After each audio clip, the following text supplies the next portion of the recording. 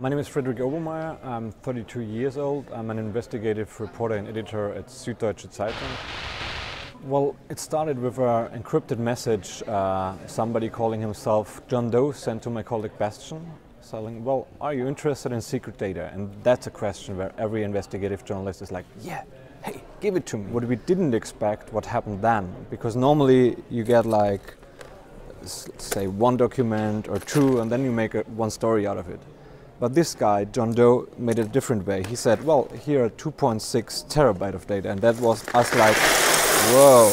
And it was only at the beginning, my colleague Bastian and me, so two journalists out there.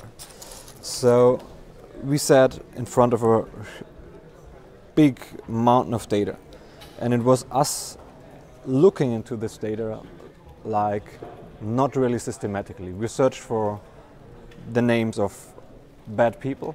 We found some. We found, for example, the cousin of Bashar al-Assad, Rami Makhlouf. Or we later found a head of government, Mr. Gunnlaugsson from Iceland. Sigmundur Gunnlaugsson her har netop trukket sig fra posten som statsminister. Then we realized pretty soon that this is too much for us. So we agreed to share this data with other journalists, 400 investigative journalists, also from Denmark. And we said, well, let's agree on a date and let's share everything we find in this amount of data. And that was an amazing moment, because when we brought the other journalists in, it was like them finding nearly every day something. There was a bad guy, another one, another one. When I went to bed, it was like this.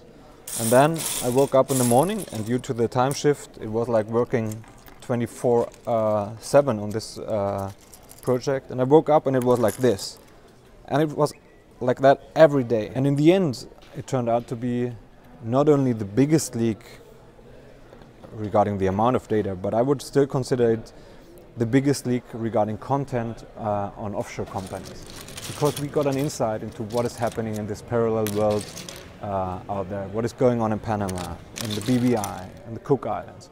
And it shows us this is not only about taxes, it's about criminals hiding their wrongdoing, and it's about people hiding things from their families, and it's people like the mentioned cousin of Bashar al-Assad evading sanctions. And this is a topic that affects every one of us.